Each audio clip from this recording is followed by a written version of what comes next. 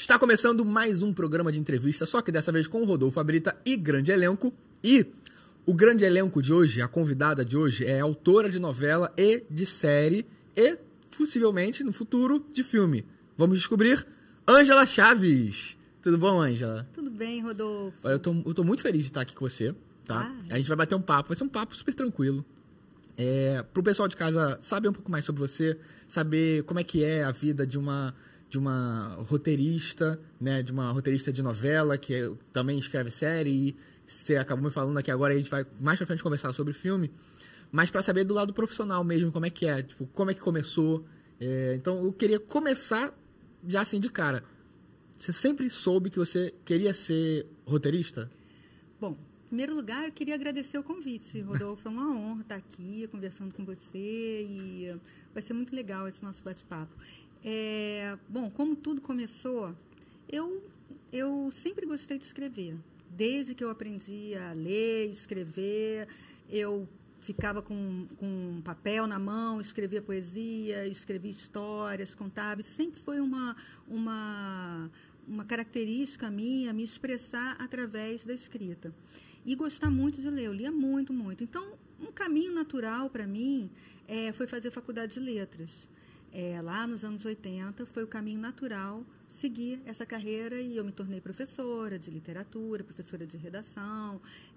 Eu trabalhei, né, muito com essa coisa de ensinar as pessoas também a escrever.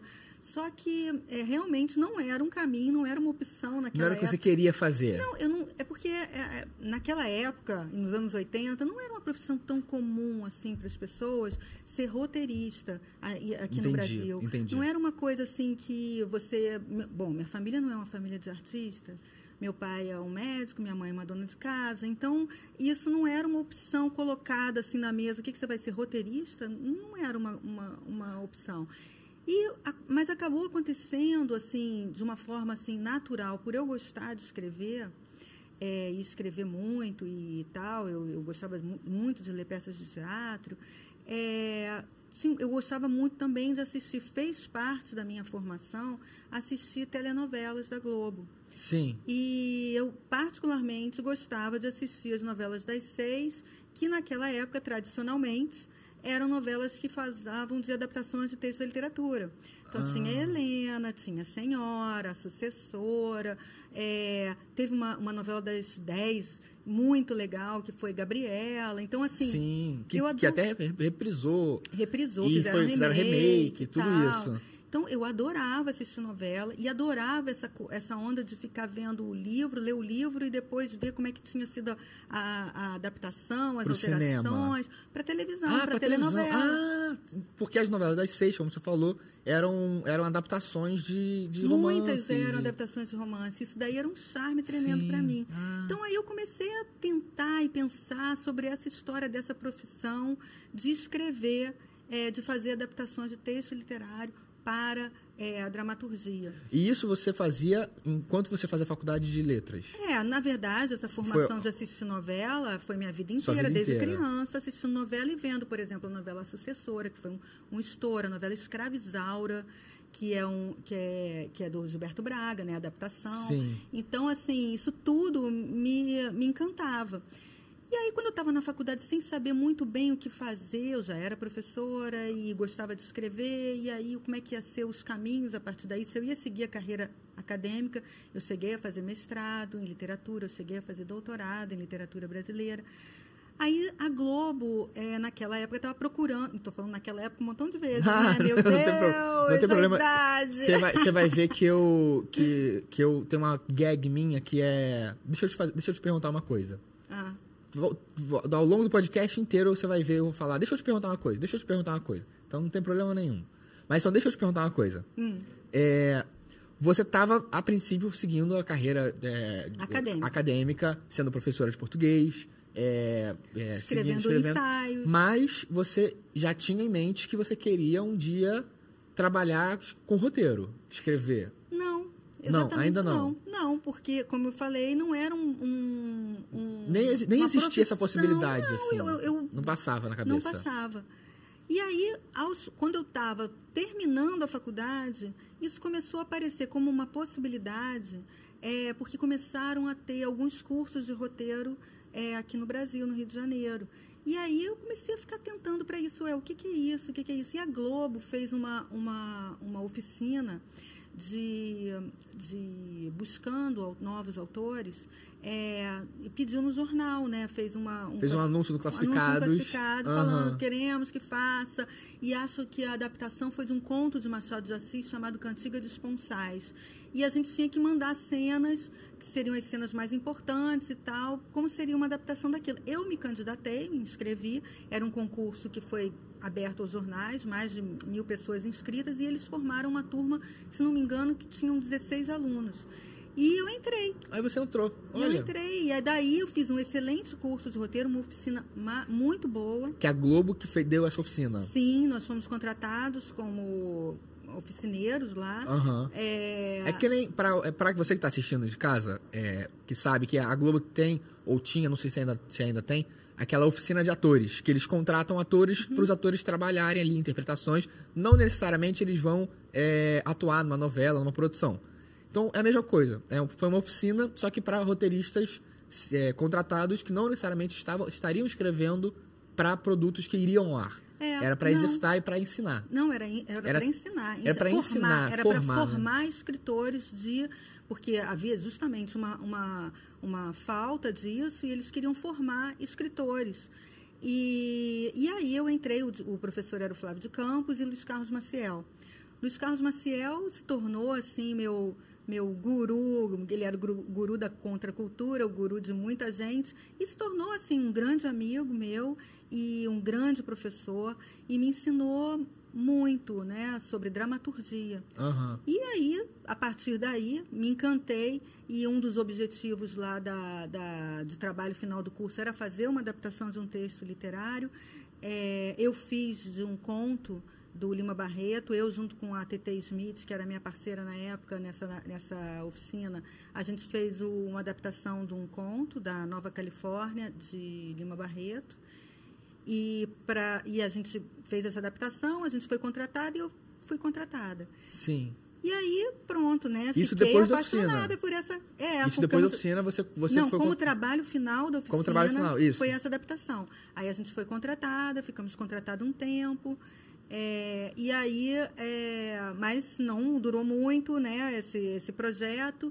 Nós fomos, mas aí eu comecei a escrever muitos programas educativos. Então, eu me perdi numa parte. Esse projeto final de curso da oficina da Globo era para um projeto que eles iriam de fato fazer? Ele foi ao ar ou não? Idealmente sim, porque era uma séries que havia, que era chamada de Teletema, uma coisa assim, ou era... bom, também não lembro. Não, eu sei que eram novelinhas, no horário de Malhação, que hoje em dia também não tem, que é uma série, né, juvenil, tinha umas séries de 5 episódios, de segunda a sexta, olha que maravilha, 5 horas da tarde, tinha uma dramaturgia antes da novela das 6 da Globo. Uhum. E era uma dramaturgia de meia hora, e que eram histórias, assim... Podia ser adaptação de texto literário, podia ser histórias de casos verdade, mas era assim, de segunda a sexta tinha esse espaço na grade. E então, na verdade, a gente estava sendo formado para fazer isso, para fazer umas novelinhas de 5 episódios, né, umas séries, né, uma novela por semana, né? Cada semana uma novela diferente. E que era isso que a gente ia fazer. Mas, enfim, naquela época teve uma crise, veio o governo Collor, aquela confusão, e aí pronto, não teve mais, nunca mais teve esse projeto.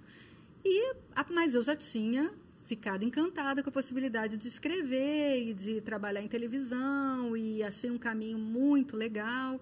E aí comecei a trabalhar com programas educativos, escrevi mais de 100 programas educativos. Tipo aquele Telecurso 2000? Não, mas era um pouquinho mais legal, era um pouquinho mais criativo. Eram programas, assim, na Multirio, e aí eram vários, eu criava formato. A Multirio é da Globo?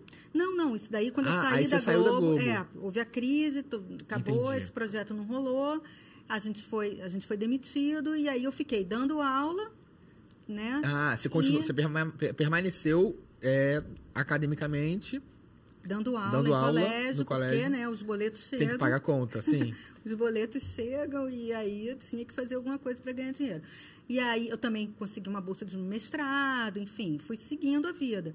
E comecei também a trabalhar com roteiro educativo. E foi muito bacana naquela época, porque eu tinha que criar roteiros, eu tinha que criar o formato do programa. Eu criei alguns 3 programas, Palavra Puxa Palavra, Caixa Mágica, tudo isso lá na Multirio. E no final das contas foram mais de 100, sabe? Assim, contando os episódios, várias temporadas. A Multirio era um canal da prefeitura, não era? Sim, um canal da prefeitura. Passava na TV. Era da Rio Filmes ou não tem nada a ver com isso? Não tem nada a ver. Tá, era só um canal governamental municipal. Exato. Legal. E foi muito legal, foi uma experiência muito grande. Aí depois eu soube, uns 2 anos depois de eu ter saído da primeira vez da Globo, eu soube que eles estavam procurando autores novamente para escrever Você Decide. Aí lá fui eu, escrevi um Você Decide. Como teste, né? Como teste, porque eu sabia que o Thiago Santiago, que era o roteirista-chefe na época, estava precisando. Aí eu falei com ele e ele foi super aberto, recebeu o meu texto, adorou. E, a partir daí, eu entrei. Aí você entrou. Entrei e fiquei lá bastante tempo. Você sabe dizer se é comum a Globo lançar pedidos para tipo, novos colaboradores? Tipo, quem está hoje aqui, assim, você que quer virar roteirista da Globo, tipo, você fica atrás porque a Globo vai lançar uma chamada para novos colaboradores, ou como é que funciona? Você sabe como é que funciona isso? Hoje em dia eu já não sei, mas assim, eu acredito que tem que ficar ligado nas demandas e, né, por isso que é o que eu estava falando, também é muito importante entrar assim no meio, fazer os cursos que existem, né, enfim, porque você começa a saber também através do seu conhecimento, se relacionando, né? E conhecendo o que são as demandas atuais, né? Entendi. Aí você entrou para a Globo, fez o Você Decide. E aí era uma equipe e cada um escrevia como é que funcionava? O Thiago Santiago, ele era o roteirista-chefe. Ele aprovava, junto com o Erval Rossano, que era o diretor-geral, os temas, as histórias e tal, que muitas vezes tinha gente que mandava argumento. O Você Decide tinha gente que mandava argumento, estava em casa e pensava no argumento, tinha uma história, mandava para lá e a Globo comparava o argumento da pessoa. Muito interessante isso, né? E eu escrevia o Você Decide, um episódio era responsabilidade de cada autor. Entendi. Tinha supervisão do Thiago e tal, etc., mas eu era responsável por aquele episódio.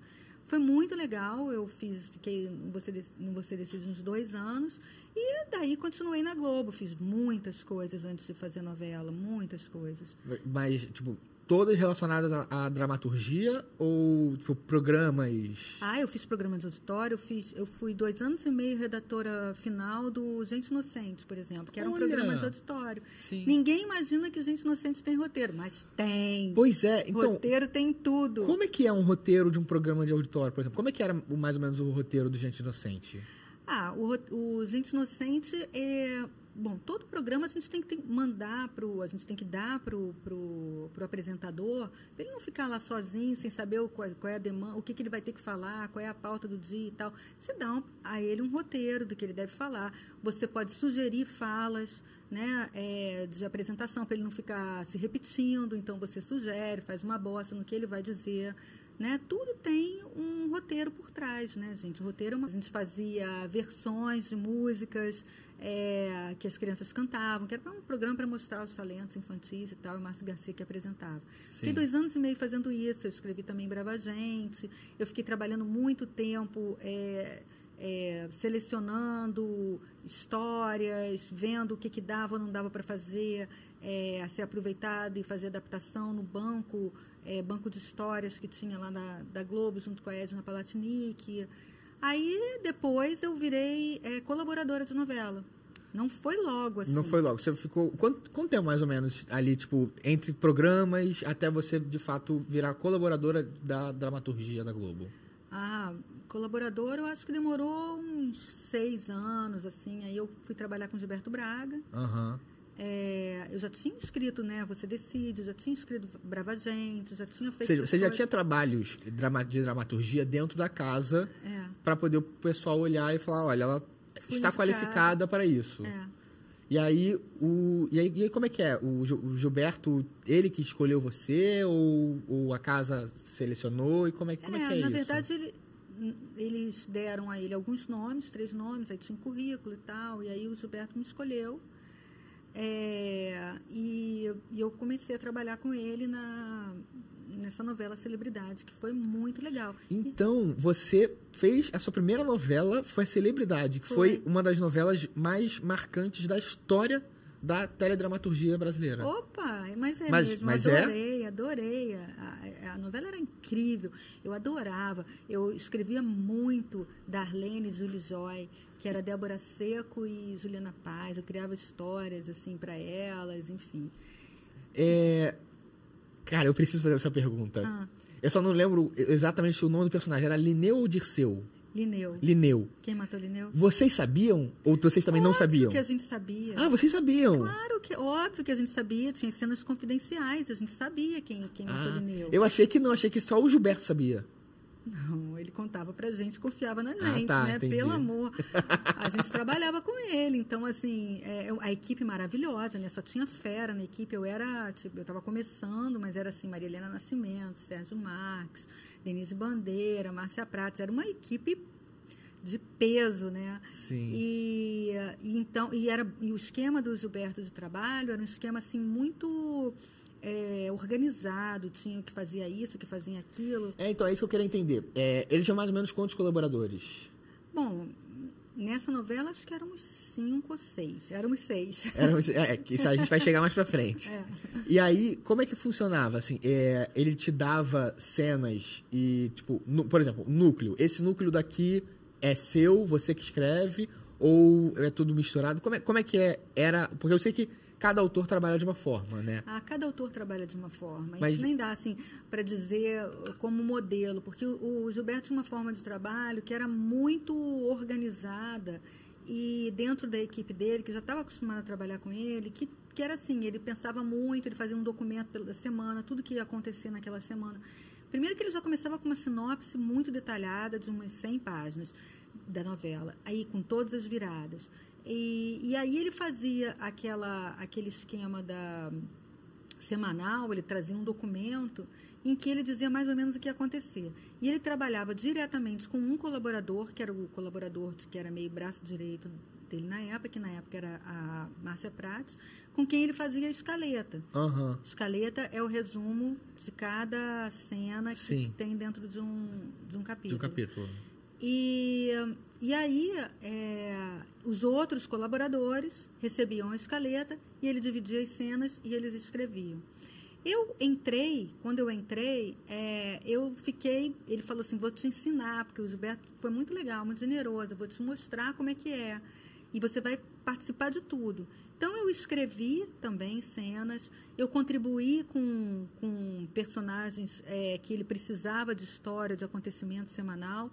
Então, eu trouxe contribuições para esse documento que ele fazia da semana e também escrevia a cena e ajudava, recebia as cenas e fechava o capítulo para ele entregar um capítulo mais ou menos pronto naquele tamanho. Então, eu fiquei jogando ali nas 11, mas foi um trabalho muito legal. Ele te pegou como pupila, então, para você entender um pouco de tudo, do processo inteiro. Ele tinha essa generosidade, assim, sabe? Ele teve, assim, precisamos formar, então vamos embora. E aí eu fui, foi um grande aprendizado trabalhar com ele. E aí, logo depois, eu trabalhei com o Manuel Carlos. Então, a sua novela seguinte já foi com o Manuel Carlos? Foi com o Manuel Carlos, que aí é um esquema completamente diferente. Porque o Manuel Carlos, ele não trabalhava, né, com um esquema tão organizado, né?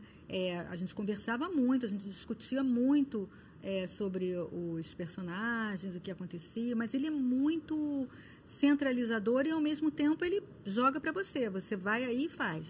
Entendi. Então não tinha uma escaleta, você tinha Entendi. que criar aí. Foi muito bom para desenvolver uma autonomia.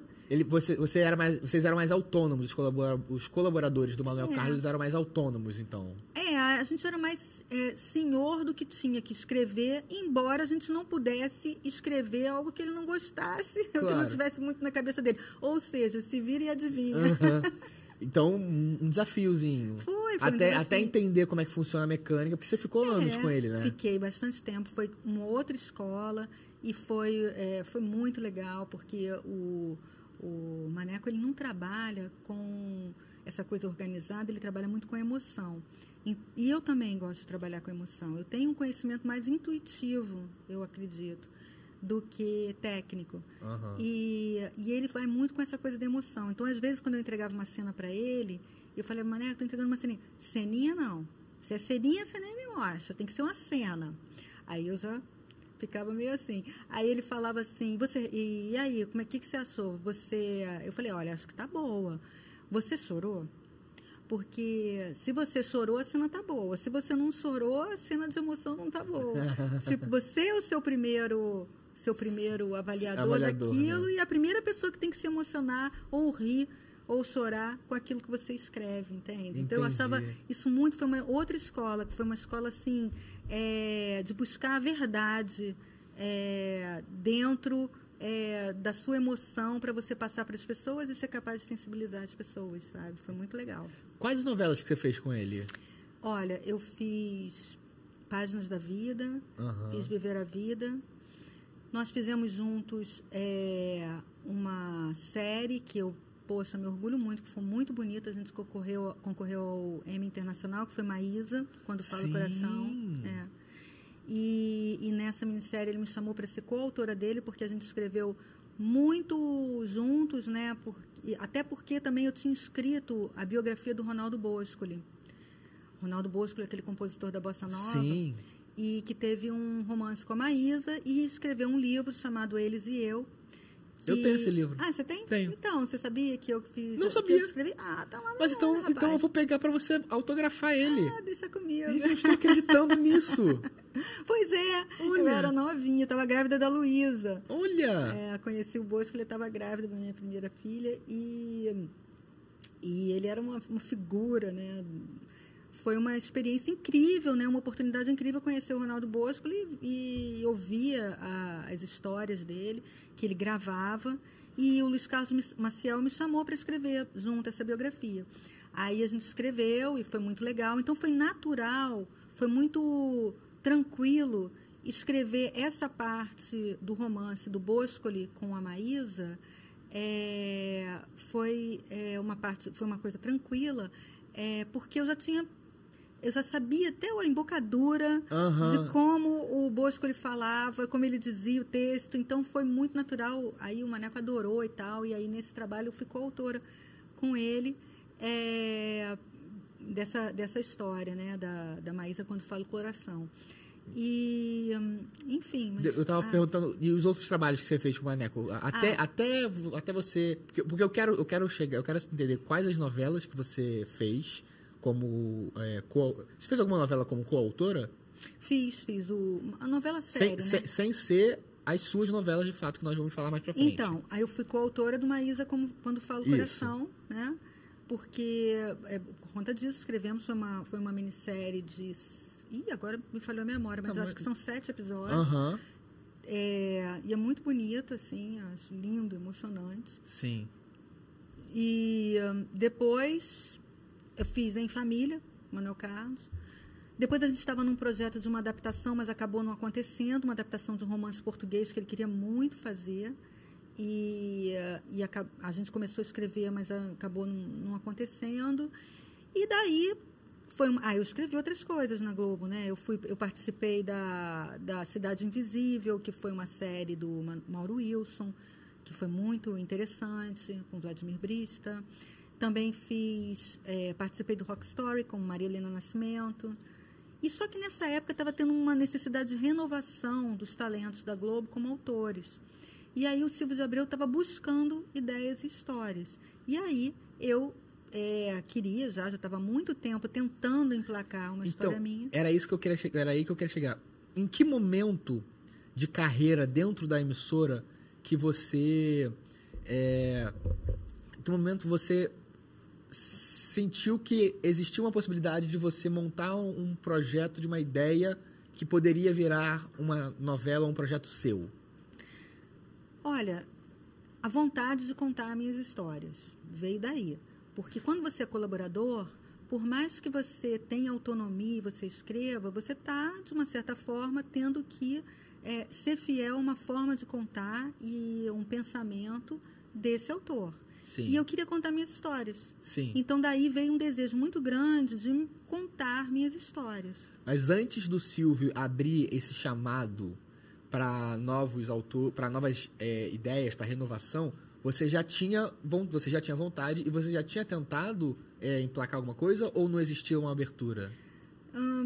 Sempre eles buscavam projetos. Uhum. Então, eu sempre mandava projetos. Assim como eu disse, como eles estavam procurando, na época eles estavam procurando o projeto de adaptação de texto literário, eu fiz um Brava Gente, inspirado num conto de Raquel de Queiroz, que é Cremildo e o Fantasma. Enfim, eu tinha essa vontade de escrever as minhas histórias, né? Então, quando surgiu a oportunidade, quando eles estavam buscando, eu já devia ter mandado uns 3 projetos. Aí, quando eu soube que realmente eles estavam buscando renovação do time de autores, aí deu um gás maior. Eu falei, vou apresentar até o final do ano alguma coisa. Eu estava fazendo a novela com a Maria Helena, eu estava terminando um trabalho com o Mauro Wilson. Você estava falando do Rock Story? Rock Story, no Rock Story você já era coautora? Não, você era colaboradora. Ah, tá. E agora essa é a pergunta que eu vou confessar para você. Eu sempre quis fazer para você. Eita! Como é que você criou, tipo, do início até você entregar o projeto do... Porque você está falando já, essa aí do Silvio de Abreu já é Os Dias Eram Assim, né? Que eu sou seu fã número... Não pode ser um, porque tem a Luísa, tem, enfim, muitas outras pessoas. Mas, tirando da sua família, eu sou seu fã número 1. Porque essa... minha mãe. Cara, essa é a minha... a dobra da Globo que eu mais acompanhei e que eu amo. E eu achei que foi, tipo, perfeita. Até o Instagram da novela foi perfeito. Ah, que legal. Eu também me orgulho muito de ter feito... Como é que foi, assim, tipo... porque, cara, foi uma super pesquisa que você fez, imagino, né? Pra você chegar lá. Então, me conta, por favor, como é que foi? Esse tema da ditadura e o momento da ditadura sempre foi um tema muito importante e muito uma preocupação de olhar para esse momento e ver. Então, sempre foi uma preocupação da minha vida falar sobre esse momento. Só uma pausa. E que bom que você conseguiu emplacar num momento... Nossa. Antes do que o que a gente teve que passar depois, né? Quem diria, né? Quem diria, a gente passou, o que a gente nem podia imaginar que aconteceu o que aconteceu, né? Pois é. Mas, enfim, quando começaram a ter aquelas manifestações de 2013, parecia que eram poucas pessoas lunáticas pedindo a volta da ditadura, com cartazes, umas senhoras lá, volta à ditadura, queremos isso. Eu comecei a ficar tão impressionada com aquilo que eu falei assim, gente, a gente precisa falar mais sobre essa época. Exatamente. E aí eu tinha acabado de ler um livro do Marcelo Rubens Paiva, um lindo livro que ele fala da história da mãe dele, que é Eunice Paiva, e eu tinha acabado de ler esse livro falava de arbitrariedades cometidas contra a família dele, em que ele contava algumas situações de invasão da casa, de atestado de óbito falso feito para o pai dele, situações horríveis que levaram a mãe e a irmã para serem interrogadas de uma maneira muito agressiva. Né? E aí eu li aquele livro e falei, gente, eu quero falar sobre isso. Só que eu estava fazendo muitas coisas e aí eu me juntei a Alessandra Pode, que foi comigo coautora, e nós fizemos juntas a sinopse dessa história que, a princípio, pasme, ia ser uma novela das 6. Com um núcleo de surfistas, que ia ter uma passagem de tempo e tal. E, enfim, ia ser essa novela das 6 e o Silvio gostou e programou essa novela para entrar em outubro do ano tal. Mas então vocês escreveram uma sinopse para uma novela. Para uma novela das 6. O que é, para o público saber, assim, o que é uma sinopse de uma novela, assim, mais ou menos? Assim, quantas páginas, o que se conta? Olha, para entender com a linguagem, vamos dizer, que se usa no mercado hoje, a sinopse é uma bíblia. No mercado a gente fala que é uma bíblia, né? É uma bíblia, então. A bíblia, por favor. A bíblia contém o argumento principal, ela contém as principais viradas e o perfil dos personagens.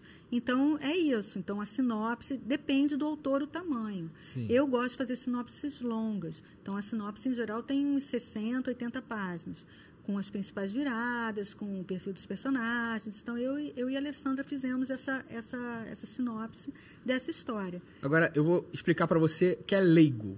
Basicamente, é um maço de papel, não necessariamente papel, mas que vai conter a história, referências do tempo, no caso, foi da ditadura, então referências da ditadura, explicar o universo, explicar cada personagem, não todos os personagens, mas assim, os principais, o que vai acontecer com cada um, mais ou menos, aonde eles vão chegar. Então, para você leigo, é mais ou menos isso. É tipo um resumão com um compilado de várias coisas sobre aquele assunto que é o assunto da novela, né? É isso, é um resumão. E, em geral, por exemplo, mas cada um faz de um jeito, né? Cada autor tem a sua forma de fazer, enfim. De maneira geral, eles pedem que tenha as principais viradas. No caso de novela, eles pedem que tenha fôlego para durar aquela quantidade absurda de capítulos, de 150 a 200 capítulos. Então, tem que ter muitas viradas, tem que ter muita história para eles avaliarem se tem um fôlego para aquilo, para render. Tem vários núcleos de personagens. Então, assim, é uma sinopse de novela. Só que, como tudo, quem trabalha, no caso, eu trabalhava em TV aberta, é uma loucura, né? Não só a gente tem que trabalhar ali com o produto no ar, né? Vendo o Ibope e tal, etc. Você tem umas surpresas. E, no caso, a grande surpresa foi que eles precisavam cumprir um buraco que surgiu na grade de uma super série, ou seja, de uma série que ia ao ar às 11 da noite, e quiseram que fosse essa. Então, os dias eram assim, que não tinha esse nome de Os Dias Eram Assim na época. Na época se chamava Em Nome do Amor. Em Nome do Amor. Que era uma novela das 6. Sim. Virou de novela das 6, se transformou numa novela das 11, né? Uma série das 11. Que é muito mais pesada. E aí mudamos tudo. Tivemos que mudar tudo, tivemos que mudar a abordagem, virou outra coisa. Matou o núcleo surfista. Não teve mais núcleo surfista, não teve mais núcleo surfista, não teve mais histórias assim tão leves, mas foi muito bacana. E aí eu percebo assim que é o que tinha que ser mesmo, ficou muito mais legal. Sim. Foi muito mais importante ter acontecido como uma super série das 11, né? Esse tema ter sido abordado da maneira que foi, que a gente falou realmente de tortura. Sim. A gente falou sobre violação dos direitos e a gente foi fundo nessas coisas e como uma super série das 11. E aí um trabalho que muito me orgulha, que o Carlos Araújo dirigiu brilhantemente. Eu achei que ele se empolgou, mergulhou e nós fomos juntos com ele, e eu acho que o resultado ficou muito bonito. Realmente me orgulho esse trabalho. Ficou muito. E essa novela você tinha uma coautora. Então, a Alessandra Pode. E você tinha colaboradores também? Tinha uma equipe de 3 pessoas, e nós fazíamos reunião, a gente fazia reuniões presenciais, em que a gente discutia os rumos da história. Depois que escrevemos os 25 primeiros, entrou a equipe de colaboradores. Então, os 25 primeiros capítulos foi você e a Alessandra? Eu e a Alessandra. E aí, depois, entrou a equipe de colaboradores. O Luiz Carlos Maciel, que foi meu professor, que se tornou meu amigo e tal, etc., ele foi o consultor da série. porque ele viveu, né, Sim. bastante, inclusive foi preso pela ditadura, por porte de drogas, etc. e tal. Ele era o guru da contracultura. Então, ele foi o nosso consultor de época. Foi muito importante também a presença dele para trazer coisas e, por mais que a gente leia, por mais que a gente tenha estudado, tê-lo perto e olhando e lendo, né? Foi muito legal. Então, a gente tinha essa equipe que a gente debatia os rumos e tal, e fazíamos a escaleta e distribuíamos as cenas. Então, eu gosto muito de escrever cena, então eu gosto, além de todo esse processo, eu gosto de escrever algumas cenas, eu trago para mim algumas cenas para escrever. Então, você teve a experiência do Gilberto, todo regradinho, certinho, e do Maneco um pouco mais livre. Como é Ângela Chaves? Ângela Chaves. Ângela Chaves olha, quem trabalha comigo gosta, tá? Gosta. Não reclama, não, mas realmente tem que estar preparado para algumas surpresas, porque eu não sou uma pessoa tão organizada, tão técnica. Como eu comecei dizendo, eu sou uma pessoa muito intuitiva. Então, muitas vezes, eu vou no sentido da emoção e é quase... Eu digo que cada capítulo é como se fosse uma partitura, com início, meio e fim, né, e que tem sua melodia. E eu busco muito essa melodia e ela, muitas vezes, acontece no fluxo da emoção.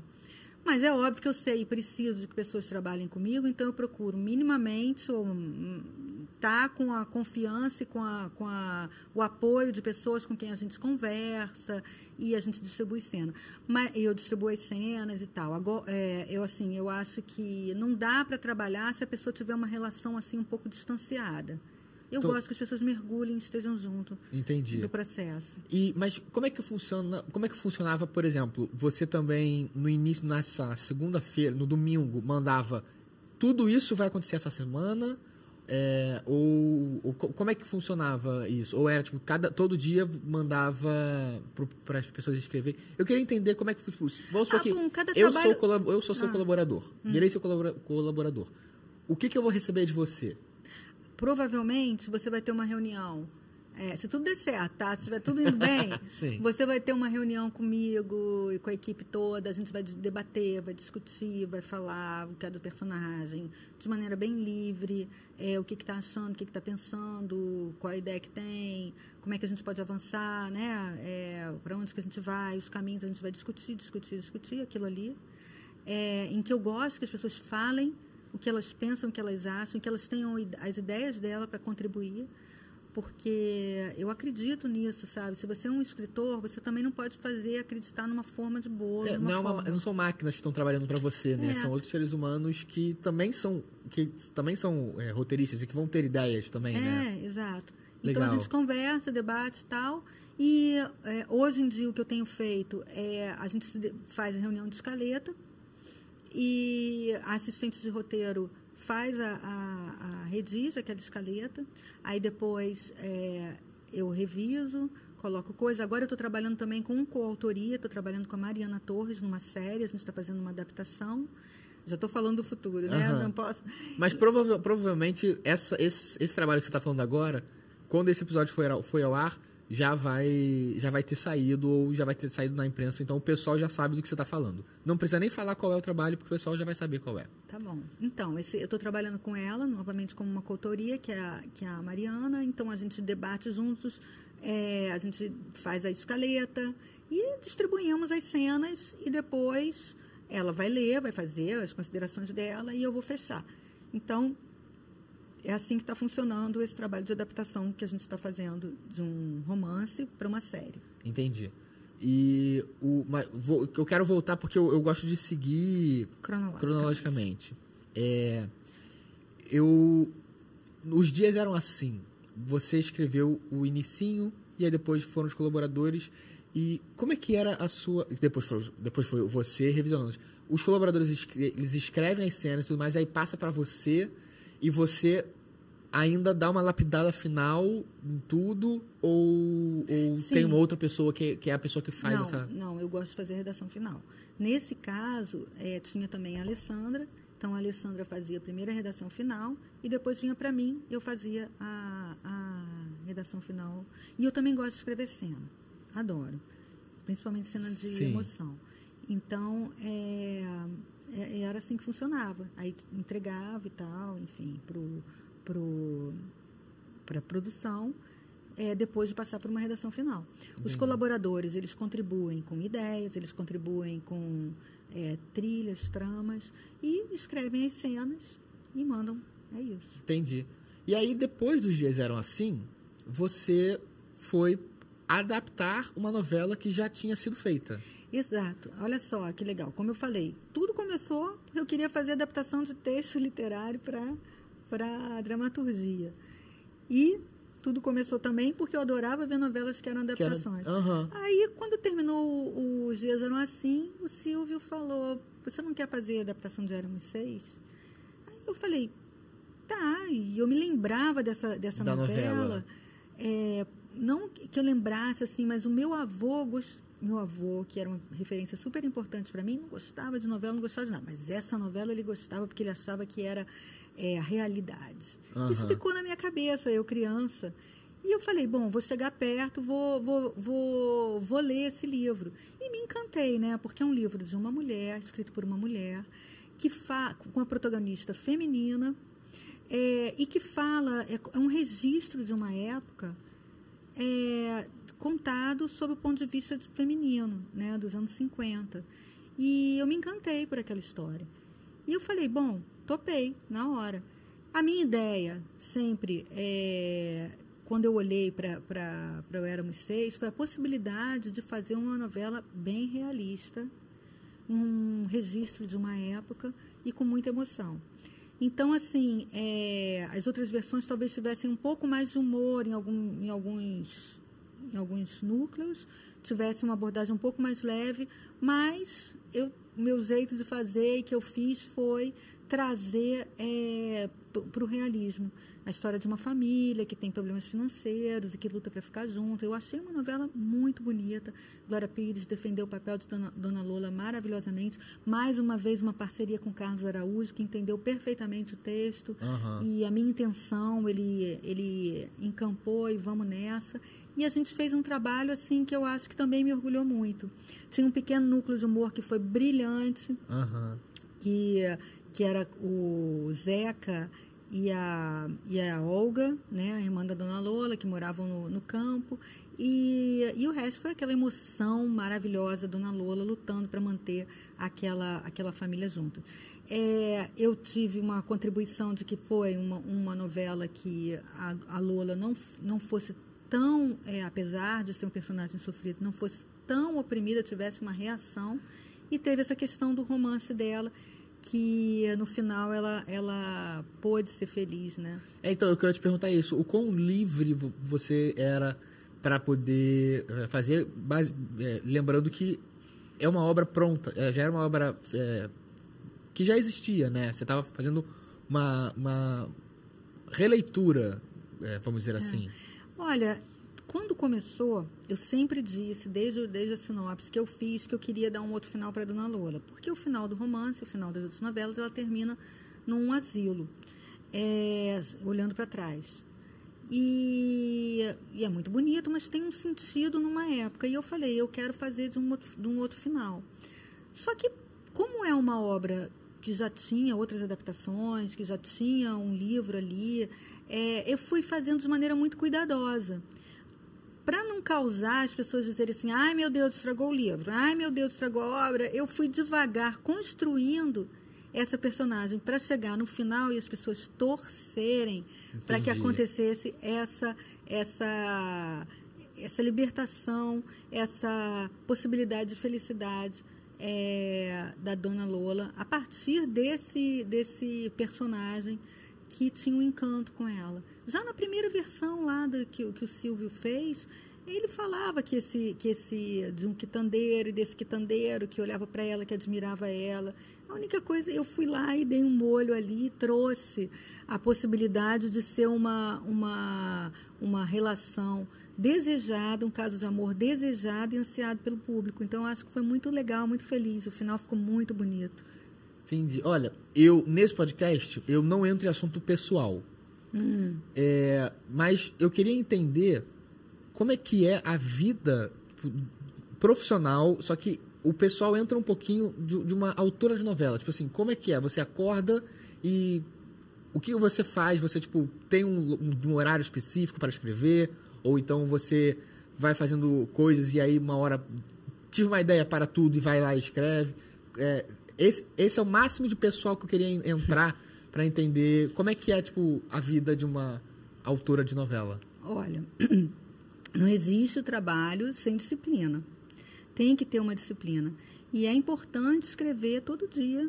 Mesmo quando você não está com um produto, com um projeto, é importante você não perder o contato com a escrita. Escrever é exercício, né? E um exercício diário. A gente vai aprimorando cada vez que a gente vai escrevendo mais. Senão você fica 6 meses, 7 meses, sei lá, vamos dizer, sem escrever nada. Quando você começa, está enferrujado. Então você, mesmo quando não estava fazendo novela, continuava escrevendo? Alguma coisa eu estou escrevendo. Alguma coisa. Porque como eu falei, desde sempre, escrever é uma forma que eu tenho de expressão, que eu gosto. Pode ser poesia, pode ser algum conto, pode ser alguma história. Eu tenho alguns livros infantis. Acabou só? Você quer mais um pouco de água? Não, é importante. Porque eu lembro que eu vi em algum lugar que a J.K. Rowling, ela escrevia num determinado local, do lado da janela, uma mesinha de cabeceira lá, que ela sentava e escrevia o Harry Potter. Aí o que eu queria entender é, tipo, você tinha um local específico para sentar e escrever? Um horário? Olha só, as coisas se transformam, na vida a gente vai mudando, sim, a gente vai mudando, vai encontrando caminhos e se transformando, espero que para melhor. Eu já fui muito caótica nessa coisa de buscar disciplina e não ter, e ficar e tal, muito aflita com isso. O que não impede que cada novo trabalho que começa, eu não pense assim, meu Deus, por que eu escolhi essa profissão? Como é difícil chegar e encarar uma folha em branco ou a tela do computador em branco. É muito difícil começar. Então, sempre dá uma aflição. A forma de você combater isso é se forçando, sentando, escrevendo. Eu tenho que sentar. Tem que sair alguma coisa. Pode não ser bom, posso jogar tudo fora, mas eu tenho que colocar isso no papel. Ou, no caso, no computador. Né? Hoje em dia. Então, assim, eu gosto de escrever na minha mesa. Eu gosto de escrever no lugar onde eu trabalho, que é o meu escritório, e eu fico lá, trancada, e eu gosto de ficar ali, e é ali que eu gosto de trabalhar. É ali que as ideias vêm, é ali que eu faço, que eu gosto de estar. Hoje em dia, eu tenho uma disciplina mais legal e mais saudável, que eu acordo de manhã e vou obrigatoriamente fazer um exercício físico. Estou fazendo canoa havaiana.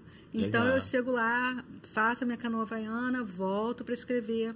Então, se antes eu sentava no computador mais cedo, tipo 6, 7 horas da manhã, agora eu já começo a sentar 9, 9 e meia. Mas é bom, porque é uma qualidade de vida melhor. Né? Você fica muito enfurnado. Não, você sai, faz exercício ao ar livre, volta para trabalhar. E é assim que é o meu... É a sua rotina. A minha rotina é sentar para escrever. E estou me adaptando também. Eu antes gostava menos de escrever de tarde. Preferia começar a trabalhar cedo. Mas agora, incorporando essa rotina de exercício no meu dia a dia, eu tenho que me adaptar a trabalhar até mais tarde. E está sendo bom para mim. Tem muitas aflições na hora que você tem que criar, na hora que você tem que pensar, né? Eu faço reuniões com a minha equipe, online. Sim. 2 vezes por semana, às vezes 3, que a gente debate cada capítulo, cada escaleta, e senta, escreve e tal. Então, Entendi. O exercício é esse. Mas muda, né? As coisas mudam. E você falou que, assim, dentro do seu escritório ali é o seu universo, o seu mundo, onde vêm as ideias. Mas... vamos supor, você está em algum outro lugar fazendo alguma outra coisa e vem uma ideia. Você tem um bloquinho de notas no celular que você vai anotando coisas? Ou isso é algo que normalmente não acontece? Olha, normalmente eu tenho uma coisa do horário ali que eu faço, que eu fico. Não que eu, não, por exemplo, não esteja... Às vezes estou escrevendo uma série, de noite eu estou pensando nessa série. Mas, assim, de maneira geral, eu gosto daquele meu tempo para depois ficar com a mente... com a mente livre para viver a vida, né? Para viver a vida, para pensar até de maneira mais livre sobre aquilo que eu estou fazendo. Entendi. E aí, depois do Éramos 6, você foi pro streaming. Depois pra Netflix. Eu fui pro streaming. Foi também um projeto que eu saí da Globo. Eu lembro que na época falavam, tipo, Netflix vai fazer uma novela. Falavam que ia ser uma novela na Netflix, mas é uma série. É uma série. É um melodrama. Uma série mais longa do que as outras. E buscando melodrama. Então, logo que eu saí da Globo, eles estavam buscando melodramas, histórias de melodrama.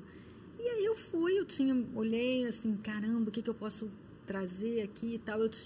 Olhei nos meus arquivos, né, histórias, né. Isso acontece, às vezes eu pensando sobre o que eu vou escrever, histórias que eu leio, que acho interessantes no jornal. Aí eu começo a criar a partir dessa história algumas coisas, e fica lá em arquivos de ideias. Aí eu fui ver meus arquivos, minhas ideias, tive uma ideia e mandei. Eles estavam buscando muito isso. E aí ela adorou, né, foi aceito, e eu fui trabalhar, fiquei lá desenvolvendo essa série, que já foi produzida, já foi toda gravada, está em fase de edição, acredito, já saiu na imprensa, né, chama Pedaço de Mim, com o Vladimir Brista e a Juliana Paz nos papéis principais, direção de Maurício Farias, e acredito que deva ir ao ar, ao ar é ótimo, que deva ir para as plataformas, né? Deve ser lançada. Deve ser lançada em 2024. Ou seja, agora que você está assistindo a gente, fala para minha câmera, né? Eu tenho mania de olhar para a câmera geral. Agora você que está assistindo a gente, provavelmente já está no ar. E a pergunta que você talvez já saiba, mas eu ainda não sei. Por que falaram que era uma novela? Tem muito mais episódio do que uma série normal? Sim, ela vai ter um número maior de episódios. Você pode falar quantos episódios tem? Cerca de 15. Ah, tá. Então não chega a ser uma novela. Exato. Eu achei que era, tipo, sei lá, 80 episódios. Mas isso, enquanto produção, é uma produção longa, né? Porque o streaming no Brasil está fazendo séries, mas séries bem menores. Bem menores, sim. A HBO que está fazendo realmente com um projeto de novelas, né? Porque ela está fazendo com 50 capítulos. Ah, é? É. Olha! Então é uma coisa legal que a gente torce para ser super bacana, dar super certo, porque esse é um projeto de capítulos maiores, né? Sim. 50 capítulos, etc. E aí, como é que foi? Como é que foi você enviou para a Netflix essa ideia, né? Dessa série melodramática, né? Na verdade é o seguinte, eles estavam buscando alguém que tivesse um perfil também de pessoa que sabia, que já tinha, que participava, que tinha Não era um roteirista aleatório, era um roteirista que já tivesse escrito uma novela, pelo menos. Eu já tinha escrito uma novela, tinha uma trajetória, uma bagagem, né? Sim. E a pessoa que estava selecionando já tinha trabalhado na Globo, então ela conhecia a minha trajetória, né? E aí ela me pediu. E aí, quando ela me pediu uma história, logo que eu saí, eu apresentei, gostaram e foi. Foi assim que aconteceu. Foi um portal que se abriu, né? Porque realmente eles estavam em busca disso, né? Uhum. E eu me adequei, eu casei ali na hora com o perfil do que eles estavam buscando. O casamento perfeito, então. Foi, naquele momento foi. E aí fizemos foi um trabalho muito bacana, foi muito interessante. Eu tive uma equipe de roteiristas que me ajudou. Eu tive também uma pesquisadora que era assistente de roteiro, pessoas muito legais que eu trouxe, assim, que eram pessoas que eram da Globo também, tinham experiência em novela e em melodrama. E foi assim que eu fiz esse trabalho na Netflix. Terminado o trabalho na Netflix, eu comecei no mercado a buscar outras coisas, e eu estou agora fazendo uma série para outro player, que é uma adaptação, mais uma vez, uma adaptação de textos da literatura, que eu adoro fazer isso. E é esse o meu próximo desafio que eu estou fazendo com a Mariana Torres. E aí agora, você então... Que interessante, né? Você fez uma novela sua, que era o G Eram Assim, e uma adaptação. Aí, uma novela sua, original, que não é novela, agora é uma série sua, e agora com um outro streaming. Uma adaptação. Pode falar qual é o streaming ou ainda é sigilo? Ainda é sigilo. Então, vamos. No futuro vocês já sabem qual é. E você falou que você escreve todo dia, né? Então, com certeza deve ter milhares de outros projetos que poderiam existir. Você tem algum projeto futuro, tipo, para fazer? Um projeto seu que você queira, que você... Olha, eu tenho alguns projetos que eu gostaria de fazer, mas eu também agora, quando eu estou fazendo essa série, eu fico muito voltada para aquilo, né? Então, assim, não tem muito espaço na cabeça, eu fico muito mergulhada para ficar pensando em outras coisas. Mas eu estou pensando em mais uma coisa que eu e a Patrícia Andrade vamos fazer um filme, estamos escrevendo um filme, que nós compramos os direitos de um livro. Olha, é o livro nacional? Ou... É da Fabiane Guimarães, chamado Como Se Fosse Monstro. Um livro que eu me encantei quando eu li. Na verdade, eu li a resenha no jornal e me encantei pela sinopse, achei uma história muito bacana. Encontrei a Patrícia, vamos fazer uma coisa juntos, Eu falei, olha o que eu comprei, o livro que eu comprei, que eu vou começar a ler. Aí ela se empolgou com a história, vamos fazer juntos. Então, nós fomos lá, compramos os direitos, somos as donas, vamos dizer assim, desse projeto. E estamos aí, vamos começar a captar recursos junto com uma produtora para transformar... Para desenvolver esse filme. Para desenvolver, e já temos o argumento pronto, então esse é o meu próximo projeto que eu estou fazendo. Legal. E eu estou muito empolgada e feliz por escrever o meu primeiro filme. Patrícia já tem muitos filmes, né? Mas para mim será a primeira vez. Ir pro cinema, né? Ir pro cinema. Legal, né? Quer dizer, cinema ou streaming também, né? Porque tá cheio de filme hoje em dia que não vai pro cinema e vai pro streaming. Também, né? Agora, eu vou vir aqui para a câmera geral, porque eu vou fazer uma chamadinha de uma publicidade gratuita que eu faço desse espaço daqui. Porque eu tive vários projetos que eu quis fazer na vida e nunca consegui fazer por N motivos.